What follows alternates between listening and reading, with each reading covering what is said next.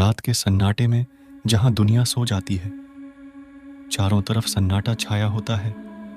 ऐसे में उस अंधेरे को चीरती बड़ी दर्द भरी आवाज फिजा में तैरती हुई माहौल को गमगीन कर देती है।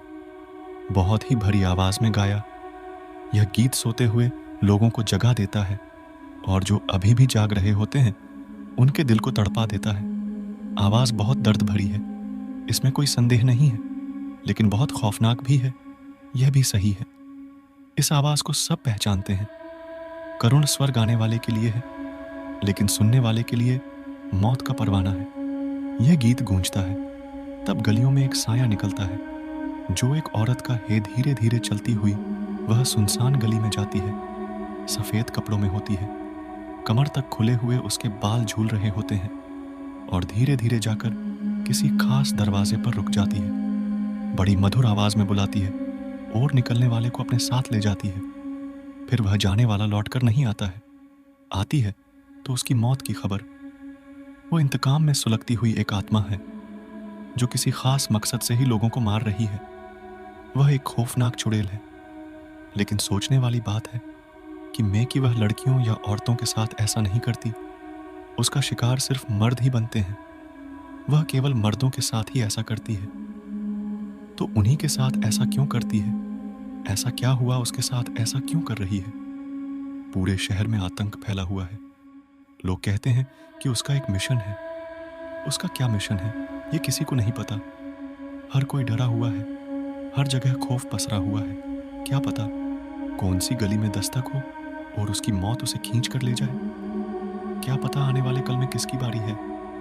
क्या वह सबको मारती है या कुछ चुनिंदा लोगों को ही? वह चुड़ैल कैसे बनी? इन सब बातों का अब होगा पर्दाफाश। आइए चलते हैं इस खौफनाक कहानी का राज जानने के लिए बेंगलुरु के एक ऑफिस में। चल यार, ऑफिस में बैठे बैठे बोर हो गए हैं, चल आज कहीं घूमने चलते हैं, कौशिक ने उकताए हुए स्वर में सौम्य से कहा। कौशिक ने भी उसका अनुमोदन किया। सच यार, मैं भी बोर हो गया हूँ। एक सी रूटीन में बंद कर ऐसा लगता है कि जैसे जिंदगी यहीं थम कर रह गई। हम बिल्कुल मशीन बनकर रह गए हैं। कोई एडवेंचर, कोई जरा सा भी थ्रिल नहीं, वही बोरियत भरी रूटीन। तो फिर चल कहीं दूर चलते हैं, इस ऑफिस से दूर। सौम्य ने लंबी सांस छोड़ते हुए कहा। सौम्य हर समय पता नहीं किस दुनिया में गुम रहता था। उसको हंसते हुए तो कभी कभार ही देखा जाता था। कौशिक उसको इस बात के लिए कई बार टोक भी चुका था, लेकिन सौम्य हंसकर टाल देता। कह देता कि आदत है, सबकी आदत एक सी नहीं होती। तू अलग तरह का है, मैं अलग तरह का हूं। दोनों कंप्यूटर इंजीनियर हैं और अकेले ही बेंगलोर में रहते हैं। कौशिक दिल्ली में रहता था, उसके पेरेंट्स भाई बहन भी वहीं थे। बीटेक करने में के बाद उसका प्लेसमेंट बेंगलुरु में एक मल्टीनेशनल कंपनी में हुआ था। मैं पहले तो यहाँ भेजने के लिए उसके घर वालों ने आनाकानी की, लेकिन अच्छी जॉब होने के कारण कौशिक ने कह दिया कि वह जाएगा। पहले पहले जब वह आया तो अकेला था, हिचकिचा रहा था। उसे याद आया अब इसमें उसका पहला पहला दिन बहुत तनाव से भरा था। वह सोच रहा था कि कैसे एडजस्ट करेगा, कैसा लगेगा नया शहर, नया परिवेश, नया माहौल। लेकिन पहले ही दिन उसकी जान पहचान उसके ही जैसे सौम्य से हो गई। पर वह भी कंप्यूटर इंजीनियर था, वह भी दिल्ली से ही आया था। सौम्य के डैडी दिल्ली पुलिस में इंस्पेक्टर थे। ये सभी राजेंद्र नगर के रहने वाले थे। उसकी ऑफिस में ही सौम्य से मुलाकात हुई थी। वह भी नया आया था। पहले तो दोनों अलग अलग रूम लेने को थे, लेकिन फिर सोचा कि दोनों मिलकर लेते हैं। उन्होंने तुलसी धाम सोसाइटी में चौथी फ्लोर पर फ्लैट ले लिया। वे बड़े आराम से रह रहे थे। इनकम खूब अच्छी थी, इसलिए घर भेजकर भी काफी मौज से कटती थी। अभी शादी दोनों लोगों की नहीं हुई थी। बागों के शहर के नाम से मशहूर बेंगलुरु वैसे भी बहुत खूबसूरत जगह है। जब उन्होंने मूड बना ही लिया तो फिर दूसरे दिन छुट्टी ले ली और वे निकल पड़े। शहर की भीड़भाड़ से दूर पहली बार दोनों साथ घूमने निकले थे, इसीलिए दोनों ने आपस में बातें भी खूब की थीं। सौम्य वैसे तो कम बोलता था, लेकिन आज बाहर निकलकर थोड़ा खुल गया था और अब दोनों के बीच में उतना अजनबीपन भी नहीं रहा था। इस समय दोनों खूबसूरत पहाड़ी जगह पर थे। आज कौशिक और सौम्य खूब घूमे थे। वे दोनों अभी सूर्यास्त का दृश्य देख रहे थे। सूर्य ढलता हुआ भी इतना खूबसूरत लगता है, यह उन्होंने आज जाना था। कहाँ मौका मिलता है नेचर के पास जाने का। इस समय वे जिस जगह पर बैठे थे उसका नाम था सावन दुर्ग। छोटी छोटी ढलान वाली पहाड़ियां फूलों से और विभिन्न वनस्पतियों से ढकी हुई उन्हें जैसे चुंबकीय आकर्षण से बांधे थीं। शरद प्रकृति के उस खुले सौंदर्य को टकटकी लगाए देख रहा था।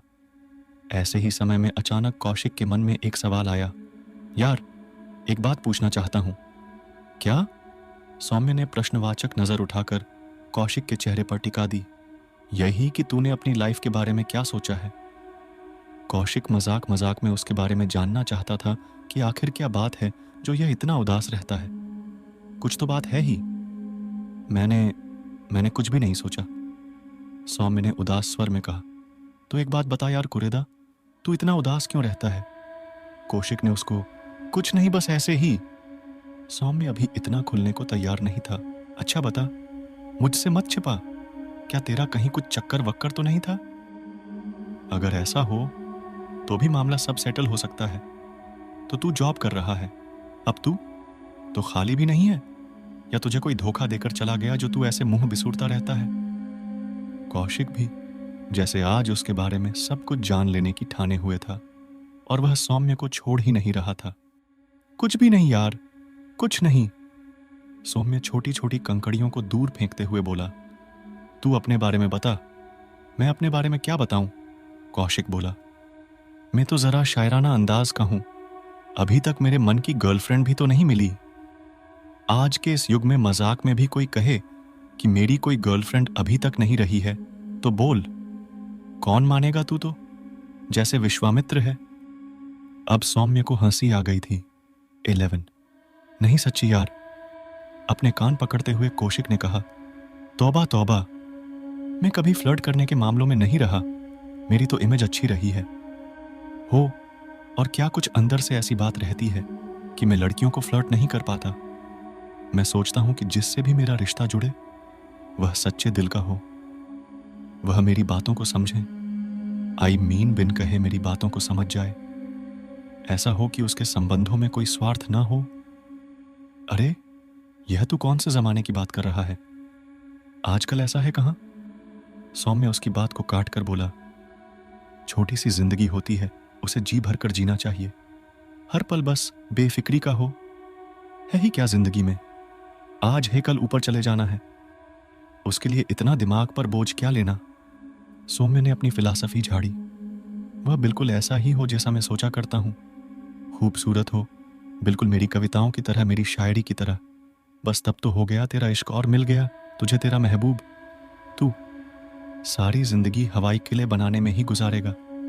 कुछ भी हो यार, चाहे तू हंसे, लेकिन मैं सच बता रहा हूं कि मुझे अभी तक भी ऐसे ही साथी की तलाश है। मुझे समझ में नहीं आता मैं क्या चाहता हूं, मैं किसे ढूंढता हूं। क्या वो इस वर्ल्ड में मिलेगी भी जिसे मैं सपनों में देखता हूं, सोचता हूं? वैसी ही इमेजिन वर्ल्ड की परी हो, वहीं रहेगी मेरे दिल में, वहीं चलेगी मेरे साथ।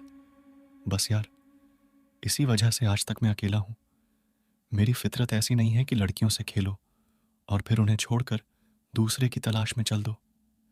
एकाएक कई रंग समय के चेहरे पर आए और गुजर गए जिन्हें कौशिक ने नहीं देखा। आओ अब चलें, अब तो बहुत देर हो गई है, सौज्ञ ने अनमने ढंग से कहा। चलो, कौशिक अनिच्छा से बोला। जैसे ही उसने उठने का उपक्रम किया, उसे हल्की सी कराहने की आवाज सुनाई दी। उसने चौंक कर सौम्य की ओर देखा। क्या तुम्हें यह आवाज सुनाई दी है? सौम्य भी इधर उधर देख रहा था। हाँ कौशिक, लगा तो ऐसा ही था कि जैसे कोई कराह रहा है। अब की बार स्पष्ट स्वर में सुनाई दिया। मुझे बचा लो, मुझे बचाओ। पानी पानी दोनों बहुत जोर से चौंके। यार, कुछ चक्कर तो नहीं है? सौम्य उड़ते हुए बोला। यहां किसी इंसानी छाया तक का नाम नहीं है। ऐसे में आवाज कहां से आ रही है? कहीं भूत ऊत तो नहीं है? यार कौशिक, निकल लो यहां से। एस्ट्रिस्क कैसी बात करते हो? इंसान हो या जानवर, कुछ दिमाग का इस्तेमाल भी कर लो। कोई भूत प्रेत होता तो हम अब तक यहाँ आराम से नहीं बैठे होते। अब तक वह हमें चबा चुका होता। कौशिक के स्वर में झुंझलाहट थी। अरे हाँ, इस बात पर तो मैंने ध्यान ही नहीं दिया। पर नाराज क्यों होता है यार? चल देखते हैं, आगे आगे तू पीछे पीछे में। शाम का झुटपुटा उत्तर आया था। दोनों ने सुना। इस बार आवाज बहुत स्पष्ट थी, जो किसी लड़की की थी। मुझे निकालो, मुझे बचा लो, पानी पानी। इतनी दर्द भरी आवाज थी कि दोनों अब उस करुण पुकार को नजरअंदाज नहीं कर सके। लेकिन सौम्य उस आवाज से और भी डर गया। बोला, माना कोई जरूरतमंद है, लेकिन मुझे तो वह कोई चुड़ैल लगती है। वह नीचे नहीं गया, वह वहीं रुक गया और कौशिक से बोला, जाओ, तुम ही इस लड़की को बचाने का पुनीत कार्य करके आओ। कौशिक सौम्य के डर को लक्ष्य कर मुस्कुराने लगा और उसे तेज दिलाने के लिए बोला, यार, कायर डरते हैं जिनकी आत्मा कमजोर होती है, जिन्होंने कोई पाप किया होता है। मैंने कोई पाप किया है क्या? यह देखो, अभी गया अभी आया। कहकर वह दूने जोश से पहाड़ी की ढलान उतरने लगा। उस आवाज का अनुसरण करते हुए उस ओर बढ़ा। उसे आश्चर्य हो रहा था कि लड़की यहां कैसे आ गई। इस शांत बेयाबान जगह में वो क्या कर रही थी? नीचे जाकर उसने देखा कि एक उभरी हुई जगह, पत्तों के ढेर से आवाज आ रही है। मेरा दम घुट रहा है, मुझे निकालो। कौशिक ने उस जगह से सूखे पत्ते से हटाने शुरू किए। उन पत्थरों से उसे एक लड़की का हाथ दिखाई दिया। उसने जल्दी से मिट्टी, पत्थर और पत्तों को उठाया तो पहले लड़की का सिर दिखाई दिया। फिर पूरी लड़की बरामद हुई। लाल रंग की सितारों से झिलमिलाती साड़ी पहने हुई थी, जो मिट्टी में सनकर धूल गर्द में ऐंठ कर बदरंग हो गई थी। कौशिक को जैसे झटका लगा। उसकी कल्पना साकार हो गई थी। उसकी इमेजिन वर्ल्ड की परी उसके सामने थी। ऐसी ही लड़की के बारे में तो वह सोचता था। वही शक्ल, वही सूरत। लड़की बहुत खूबसूरत थी। कौशिक उसको देखता ही रह गया। फिर उसे होश आया कि वह लड़की उसके बारे में क्या सोचेगी। उस लड़की के चेहरे और पूरे शरीर पर चोट थी। जगह जगह से खून बह रहा था। कौशिक को उस पर बहुत तरस आ रहा था। अपनी सी लग रही थी वह। सच बात तो यह थी कि वह उसकी खूबसूरती के जादू की गिरफ्त में आ गया था। उसकी लाल साड़ी को देखकर लगता था कि वह शादीशुदा है, पर और कोई चिन्ह जैसे सिंदूर, बिछिया मंगलसूत्र उसके शरीर पर नहीं थे। कौशिक ने उसे पानी मिलाया। गट गट करके वह पूरी बोतल का पानी पी गई। अब उसने अपनी आंखें ढंग से खोली। वह बड़ी कोशिश करके धीरे धीरे खड़ी हुई और धूल झाड़ने लगी। कौशिक ने उससे एक साथ कई सवाल दाग दिए। आप कौन हैं और यहाँ कैसे फंसी?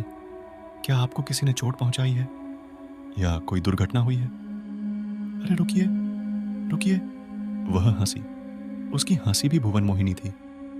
दिल के तार झनक उठे।